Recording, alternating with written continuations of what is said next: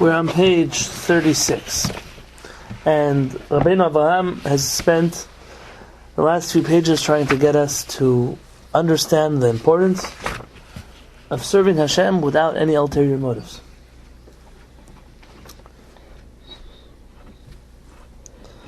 This is the goal. This is the point. This is what he calls Taharat Hamasim, purifying one's actions.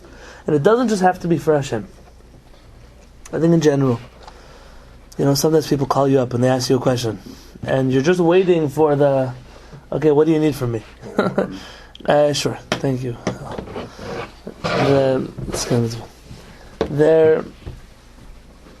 They're calling you. How was your day? You never call my phone. What do you want from me now?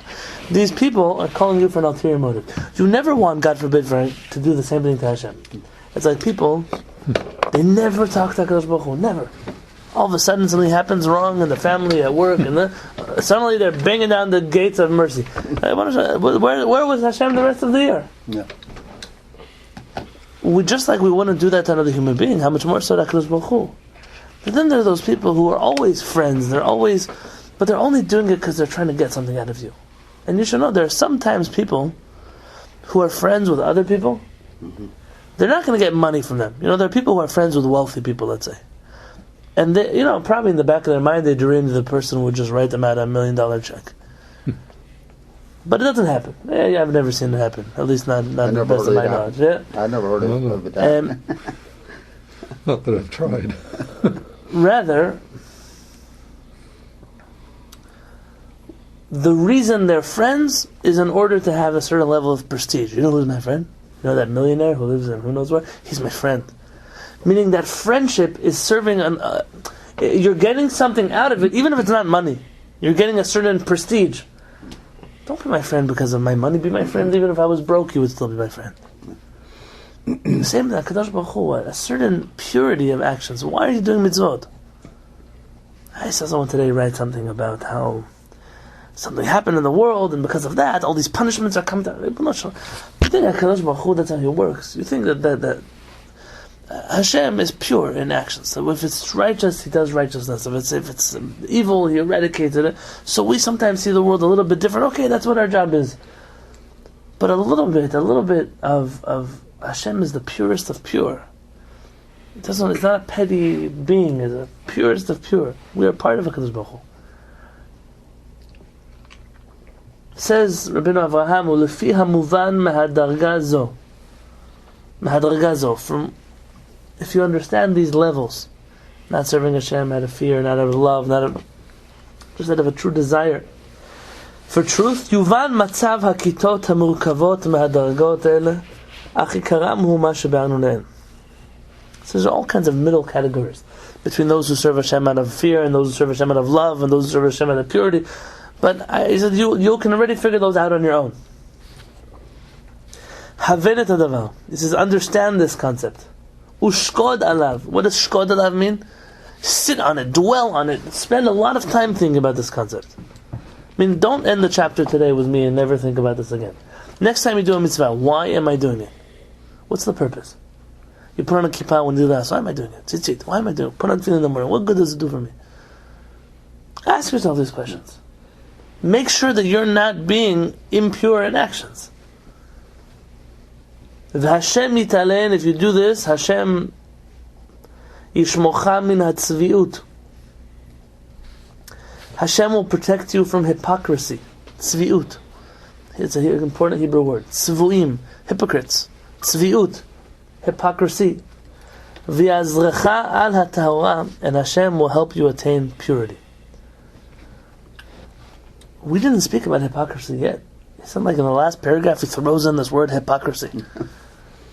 Maybe I'm mistaken, but I don't believe that we spent time really talking about hypocrisy. We spoke about not having ulterior motives. We spoke about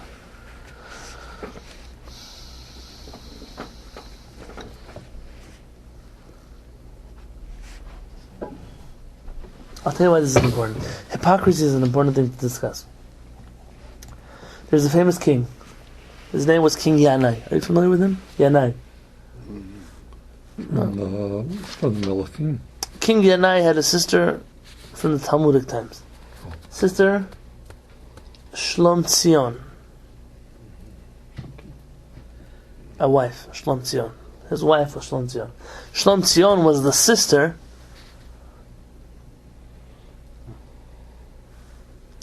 of Rabbi Shimon ben Shetach, if I'm not mistaken. My brain today is like in a different place. Rabbi Shimon ben Shetach was a friend of Rabbi Yehoshua ben Parachia, who was the rabbi of Yeshu, the rabbi of Jesus. Really? Oh, Yeah. Okay. To understand, this is very important historically. King Yanai was married to Shlom Tzion. Shlom Tzion was the sister of Rabbi Shimon ben Shetach. Rabbi Shimon ben Shetach was friends with Rabbi Yehoshua ben Parachia. The reason this is important, King Yanai went on a rampage to kill out rabbis and the Jewish people. Hated them. Political stuff, but not for now. And he basically had two groups of friends. His friends were those who hated the rabbis. Who were those? Issues. No, actually, it wasn't so influential then. Who hates the rabbi? The rabbinic Jews and the Sadducees. Very good. The Tzdukim. Remember we spoke the other day about Tzadok and Baitus. Yeah, the Tzdukim.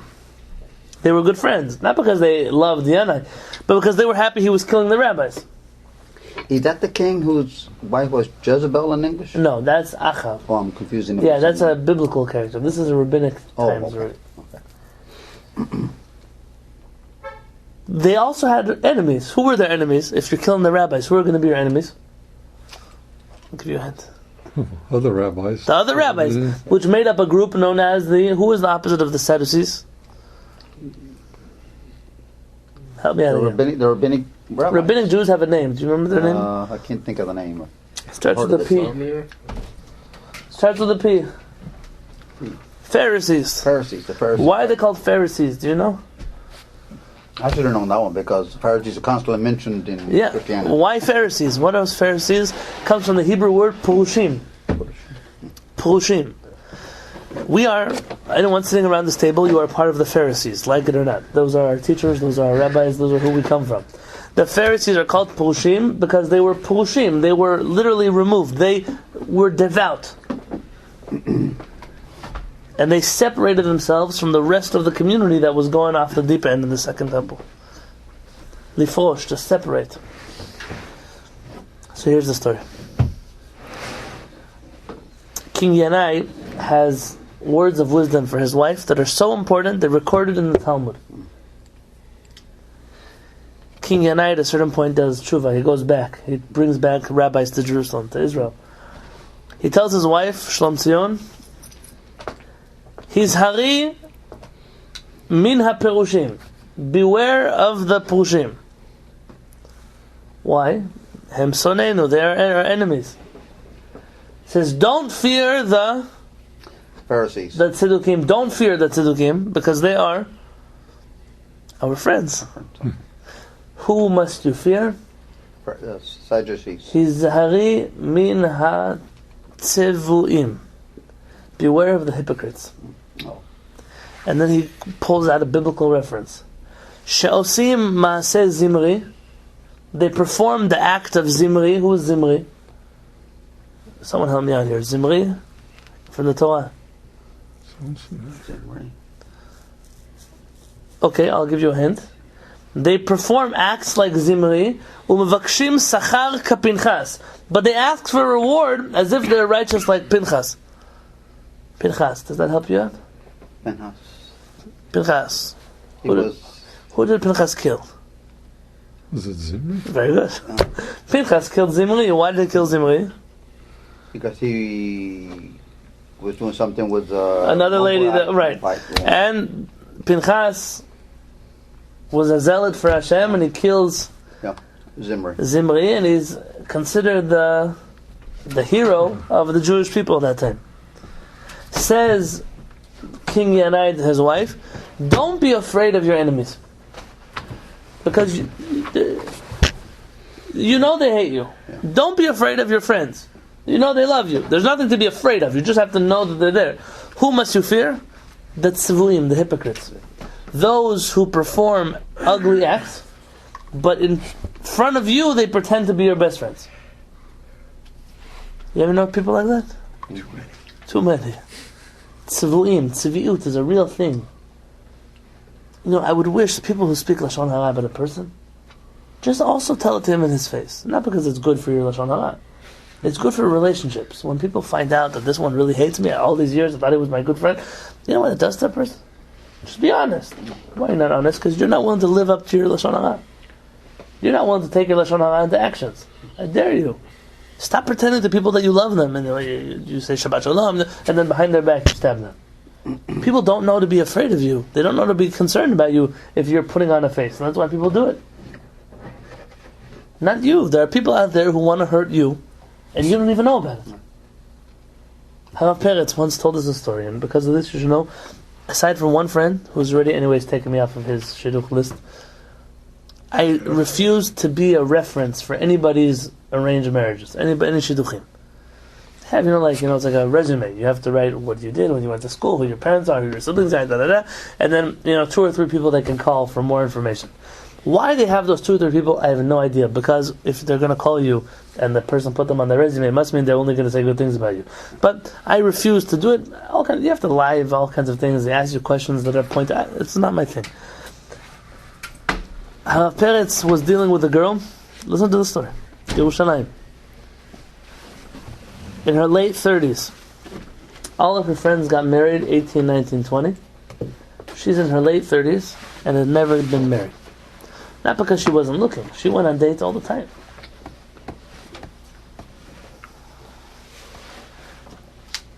And Harav Peretz is a pikach. You know what a pikach is? He thinks above. He thinks a few steps ahead. He says, why don't I do this? Why don't I pretend that my son is going to be going out with you? Doesn't have a son her age. So I want to call all your references and see what they have to say about you. She called the rabbi, wonderful things. Called the principal, wonderful things. Called the teachers, wonderful things. Calls her best friend.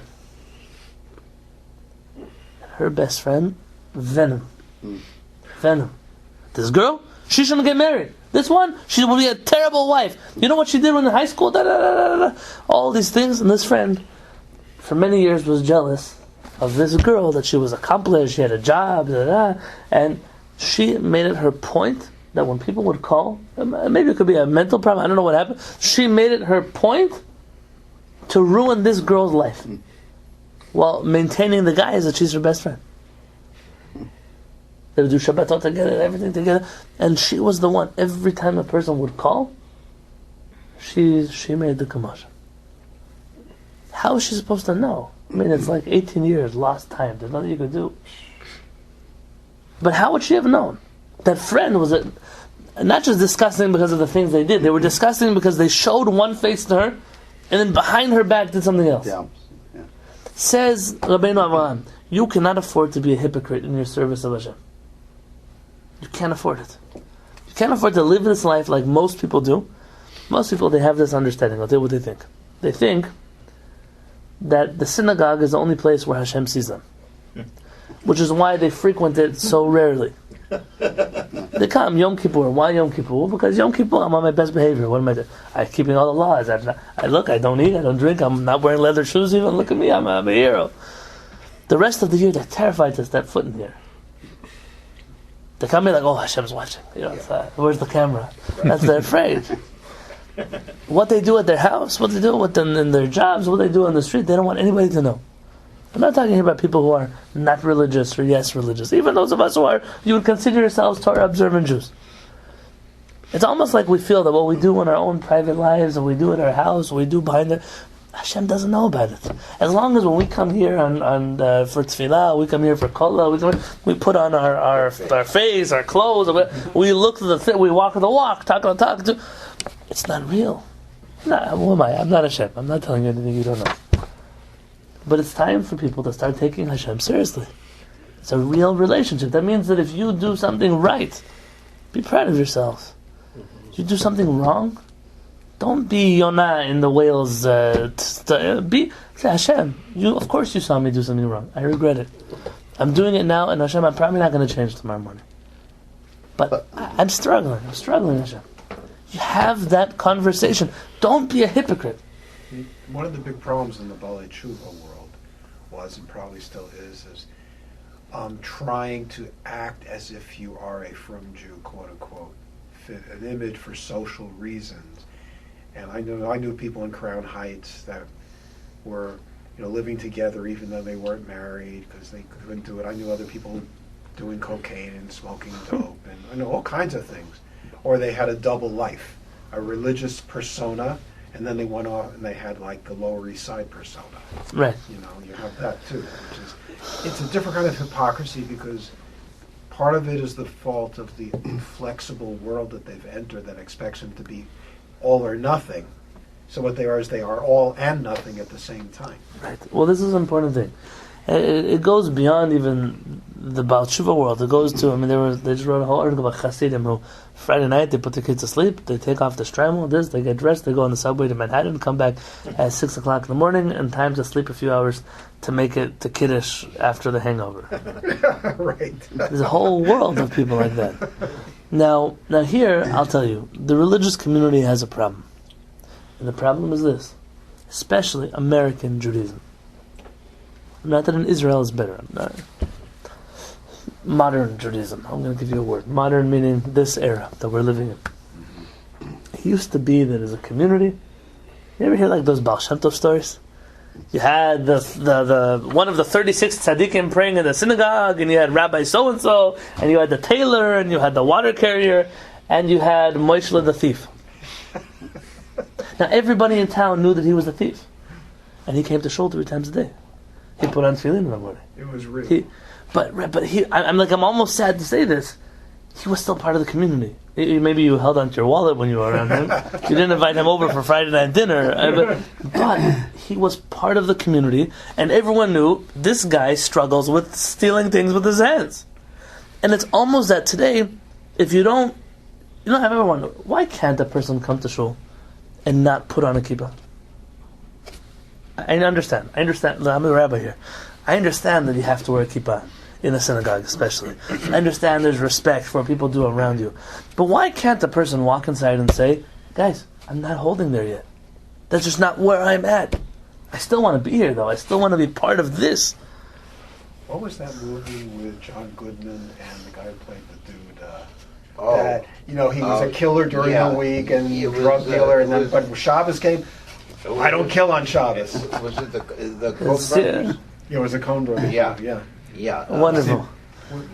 Humans seem to have this ability to compartmentalize. And on one hand, I'll tell you what's good about that. On one hand, there's something good about it. It's good that you can come to a place and you're allowed to show the side of you that you wish you could be if you were on your best behavior 24/7. That's positive. So I'm saying, the community, don't get me wrong. If you come here tomorrow and announce to everybody that you are a criminal, I can't tell you that everybody's going to still want you in the shul. I'm not going to lie to you, right? But I'll tell you, I'll tell you, we can't lose our minion, guys, so be careful. All right, I'll tell you the truth. The truth, though, is that at least with Hashem, be honest. It doesn't have to do with people. You can't expect from people that they're going to know everything about you and still love you. But with Hashem, it's not that Hashem doesn't. Hashem knows already.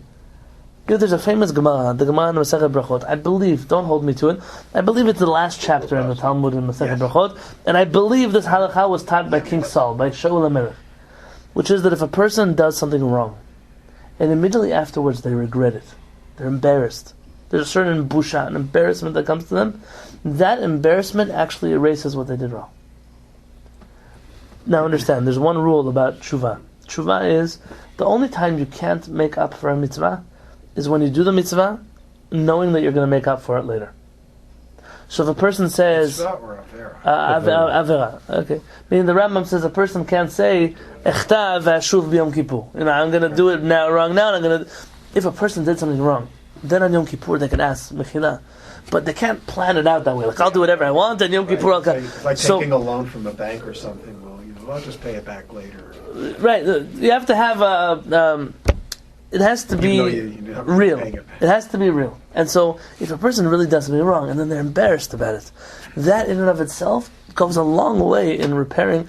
So long as a person is still embarrassed, there's still hope that they can fix it. The moment a person gets used to something, I don't care how embarrassed you are. my father always says that a person that people get used to everything. The Gemara says, that if you do a chet, you do something wrong 4 or 5 times, it already nasalo keheter.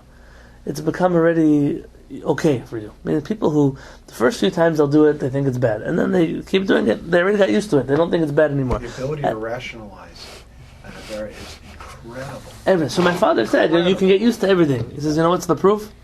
You know, when they hang a person, he wiggles, and then he gets used to it. And that's but people don't realize the person's dead already.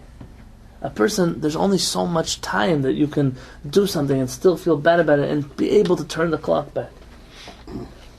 Some of these butchers in the Middle East, like Gaddafi, used to have freezers full of their opponents' dead bodies, and thought nothing. Just go in there and talk to them and smile at them. Sure, it's crazy. I mean,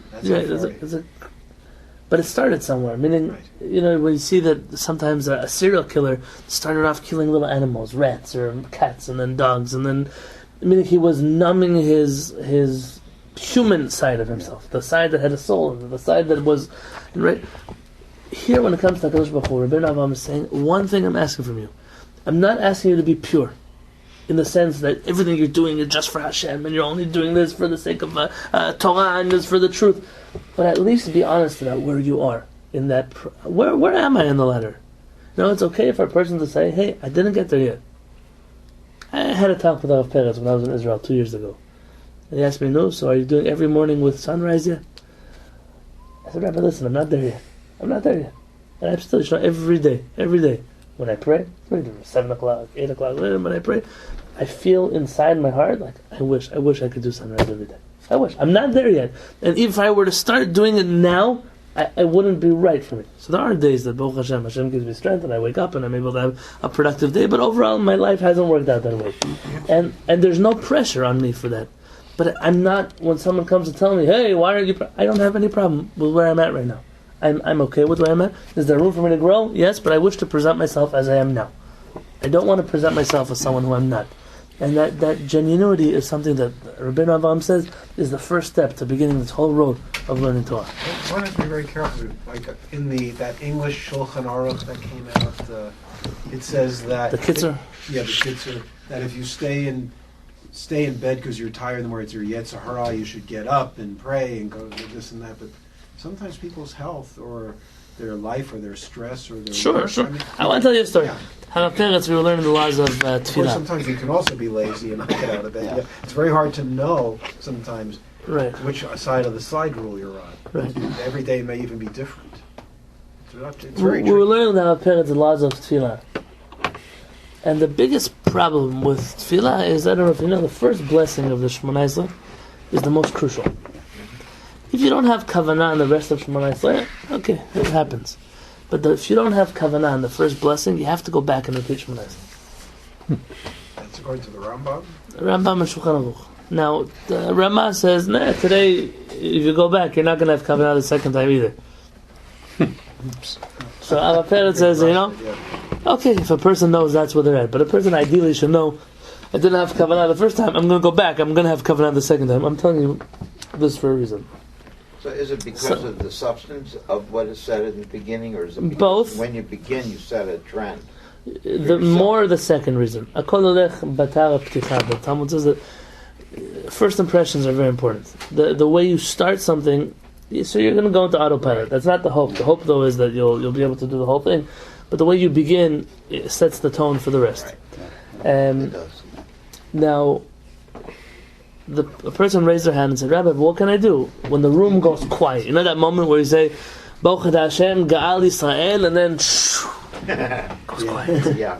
It says, all of a sudden, Rabbi, my Yetzer Hara starts throwing at me, I'm going to have to go to work, my bills, it's going to talk to me about my job, it's talking to me about the grocery store, I don't know, it talks to me about some new idea, I decided I'm going to become a world-class inventor, I don't know, all kinds of things pop into your head at that moment. He says, Rabbi, what should I do with my Yetzer Hara? So our parents got very, very disturbed. And he said, I don't understand. I said, why blame everything on your Yetzer Hara? Right. He said, why make people, so he told the person, you want to make Jews guilty their whole life? He says, this is when a room goes quiet. A person's natural instinct is to think a little bit. To think. And what do you think about? The things that are important to you, or the things that are bothering you, or the things that in the noise of the world you didn't have a chance to think about. says, this is when a person does what's natural to them, why do you suddenly throw the Yetzer Hara book at them? It's not an evil inclination. It's not evil that they're doing. It's normal what they're doing. And it's a function of the physiology. Of course, and this is why you'll find people meditating in silence, or a deep thought that a person has, moments of silence, things that people do. And the rabbis instituted 3 prayers a day in silence for this very reason. It gives you a certain peace, a certain freedom, a certain ability to focus on the things that are. When you're singing on Yom Kippur, you're singing Adon Aselichon Bo. How much can you really think about your personal avirot? You're singing what it says in the book. If you stay back, first you're not going to start singing your own personal avirot out loud, right? You're not going to I'm cheating on my taxes. Right? You can't do that. It's not happening. So you have to think about your own, right? You have to your own personal avirot. It has to be done in a way that's fitting for that. The second is there's a rhythm, there's people, there's noise. When do you have a chance to be quiet? This is when we do Hashamnu. It goes quiet. Hashamnu, because a person needs that's quiet. And what I learned at that moment was, it doesn't really make a difference, does it? If a person's thinking thoughts for this reason or thinking thoughts for that. At the end of the day, they didn't have kavanah in the first blessing. But our parents was telling us something very important, and that was, stop beating yourself up. We as Jews, very often, we read books and texts, and we lack an understanding of ourselves. Sometimes we know what it says very well, but not who we are. We are not willing to accept the fact that we have urges that are just human. And instead of beating myself up for it, my thought should be, okay, so I'm a human, I want to be able to channel that energy into something else. I want to channel that kavanah that silence brings me into tefillah, which is ultimately more important than my bills. This is going to take care of everything. But don't blame that I have a big Yetzer Hara and you keep stopping me. And you know what that does to a person? I was once in I was just speaking to a seminary girl somewhere. Said that in her high school, one of the teachers told her that every inch that your skirt crops up above your knee, some Jew dies in Israel in a terrorist attack. Now, first off, my initial reaction was I laughed. That was and it was a mistake. I'll tell you why it's a mistake, because she's been living 10 years in sheer terror, like if I don't tug down, some guy's dying in Ramallah today. And what does that do? People think, well, see, I got her to cover her knees. What you did is you just took a healthy person and turned them into somebody who's living in sheer terror. You've depressed them. You've put all kinds of terrible things in their minds. Like I told you once, Rabbi Yosef Masad said, is that Hashem should save us from you, and He should save you from yourself. That's my All right, let's do Shulchan Aruch. So without going into a lot of detail, just tell me what you would do if somebody walked into your show without a kippah. And the same thing I do now. I don't do anything. Hold down their sleeves. Most of the time, a person feels uncomfortable sitting in a room with 12 people without a kippah on. Yeah. But what am I going to accomplish? In fact, Rabbi Aaron once suggested that today's Jews are much more honest than Jews of previous generations. Basically, everyone shows up to synagogue with that little folded kippah with the creases from last year, and that, what do they call them, doilies? The doilies they put on their head. Yeah. Today, people come to shul without the kippah, without the doily, without. Yes, this generation has lost a lot on the respect level. There's a certain respect of just in general, respect of things, of people, of traditions, not just Jewish, in the whole world. There's a certain respect that this world has lost. Yeah. But it's gained also a certain truth. You can't pull the wool over people's eyes anymore. You can't force people into that. Well, you know what? You're in synagogue, so you better. How's that going to work? Once Golda Meir and Rabbi Meir Kahana got in a fight. It's not a joke. It's a true story. You can imagine they fought about a lot of things, but this was a very important one. Rabbi Meir Kahana wanted to pass a law in the Knesset that Jews in Israel couldn't marry Arabs. Okay, listen, I'm going to just throw it out there. Golda Meir said, it's a racist law. You just have to educate Jews not to marry Arabs. And Rabbi Meir Kahana said, who's the racist? He said, I believe that my God told me that Jews have to marry Jews. But you don't believe in God. You don't believe in the Torah. What's your reason, aside from racism, to tell Jewish kids not to marry Arabs? Well, no. To educate Jews not to marry Arabs. Okay, Tell them. not to tell them, to educate them. Yeah, but Well, when you say Arabs, you mean Arabs who aren't Jewish. Okay, as opposed to the Arabs that are Jewish. Well, there are. I mean, the Jews came from Arab countries. Right, but they didn't identify as Arabs. It could be that technically they are, but they didn't identify as Arabs. Yeah, the Jews in Germany said, "Oh, we're German. Oh, hey, by the way, we're Jewish, or we're maybe Well, we're German it's Jewish." true. The but, word you don't say. But you do. But you're right. You do say Arab Christians and Arab Muslims. So why Yeah. not Arab Jews? Well, that's because they've sent them all away. Right. Okay, that's the truth. Okay. But we that's did a good. country. We said Moroccan Jew, Yeah, Iraqi Jew, individual and country. Syrian Jew. Right. So Right. I'm looking now for. But when I found someone looking for a certain hat. Whatever, long story. It comes from Morocco. And as I was reaching out these last 6 months to different people, I finally came across a merchant in a city called Rabat. Rabat. It's near Mogador. It's a Moroccan city. He's a trade person. They said, I don't understand. All these Jews, they just left Morocco and they forgot about us. They don't remember their home. They don't remember their heritage. They don't remember their... And I'm busy thinking, like, they really didn't get it. We were in exile for 2,000 years and we're gone. We're not coming back home. She's like, what can we do to bring the Jews back to Morocco? I said, first time maybe stop airing Al Jazeera and such things. And I don't know, whatever. Morocco happens to be a much better country than other Muslim countries to the Jews. I'm not taking it away from them. it has a But- multi-million-dollar trade agreement with Okay. Israel under the surface. But there's with Israel, they have a the Saudis. Yeah, no, you know, that's we not- never identified that strongly with home. Yeah. When I went my trip to Poland to see all the camps and tzaddikim that were buried there, my father's father, was still alive. And I told him, I'm going to go to Poland. And so maybe when I come back, we'll do a trip to Yemen. He looked at me and he said, let me tell you. He said, I don't really understand why the people from Poland still go back to Poland. He said, I left Yemen once and there was a reason for it. He said, and I never want to see that place again for the rest of my life. And there was some, I'm not taking away. Obviously, there was much that I learned being in Poland and seeing. There's certain things you have to see them to believe them. But there's something to it. Like, we left these countries and we left it behind. When someone once, I was giving this question and answer panel in Jerusalem, and someone asked me, like, oh, Rabbi, you dress in a suit and a tie, and why don't you wear sandals and a turban and speak Arabic? That was the question. And I said, I'll tell you the truth. The truth is that there's something nice about the dress that you come from, the countries you came from, and the language. When my grandparents came to Israel, the first thing they did was stop speaking Arabic. Yeah. They didn't like being in an Arabic country. They knew Arabic. They didn't speak Arabic. It wasn't the language they used at home, and it's not like Hebrew was their first language. They didn't speak the greatest Hebrew in the world. But their dream was, now we're home, let's speak Hebrew. I can't say the same That's beautiful. for other people. My wife's family still speaks Yiddish. And they've been living in Israel for years and years and years, and that will not change. They will only speak Yiddish. Now, Yiddish is, yes, maybe a Jewish language more than Arabic is. But just as many Jews spoke Arabic as Jews who spoke Yiddish. Hakatiya.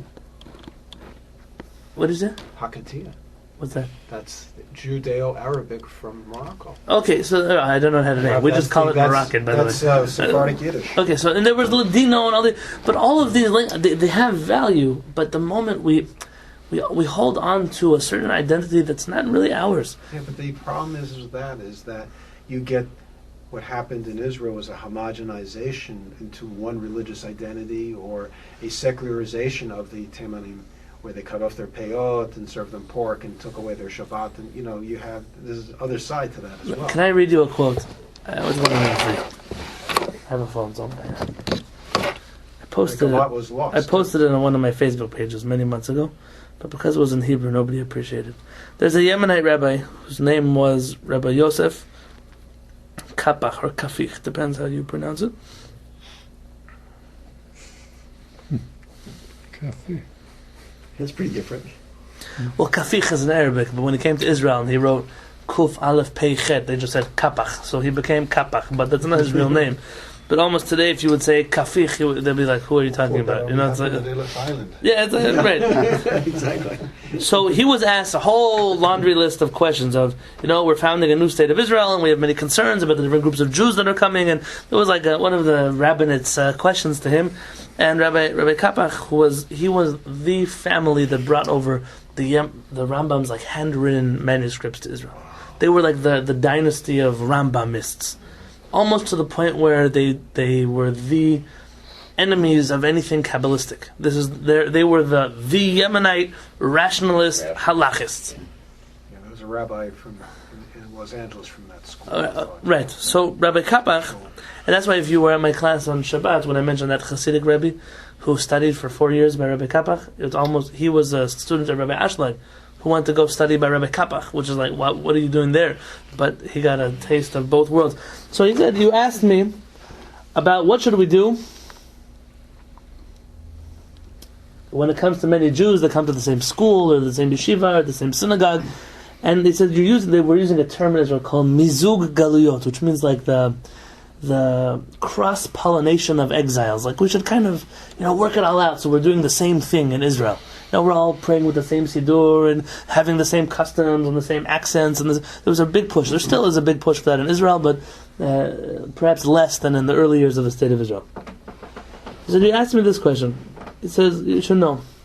L'da'ati, in my opinion, chova lehashir et hadvarim kemot shehem. People should just leave things the way they are. Meaning everyone should do what their family's custom, what their people's custom is. ואף יש לעודד קיום המנהגים כפי שהן, כי בקודש יסודן. You should actually leave the customs as they are, because they begin in holy places. Every galut had its own rabbis and leaders and teachers. וטענת מיזוג הגלויות אינה אלא אשליה.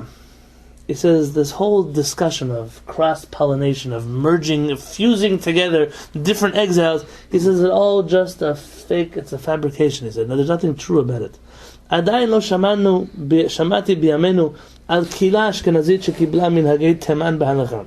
He said, I have yet to hear of an Ashkenazi community that accepted upon themselves Yemenite halachic customs. Or af minhagei Sfarad, or even an Ashkenazi community which has accepted upon themselves Sephardic customs. וכל הדיבורים על מיזוג הגלויות אינם אלא דברי הבל. Said all these words about bringing together one thing, he said it's all nonsense. ואינם אלא טשטוש מנהגי גלויות וביטולן. He said it's all coming from an agenda to wipe out certain people's backgrounds and customs. ויש מקרים שמבטלים את היותר נכון ויותר יסודי ומחדירים במקומות הפחות נכון והפחות יסודי. He said until our generation, he said I've seen some customs that were correct and they were proper and they were pushed away in favor of customs that were really incorrect in the first place. He says, "V'yesh gam morim." There are even some rabbis, he said, "Hamitifim lanu," that they tell us, "La'amod ifnei shlosha hedyotot," to stand in front of 3 ignoramuses, as if he's referring to a beit din. Right. La'asot hatarat nedarim, to do our vows. He says, "Umochanim hem af liot hedyotot l'shem kach." He said, they're so eager to get rid of our customs, they are even willing to be the ignoramuses for us. He's making a lot of fun of them, and this letter goes on. But he's saying this whole concept of let's get on one page and one agenda, said it's really all just a decision that one group of Jews should wipe out the other group of Jews, and it's a mistake. That's not what I'm advocating here.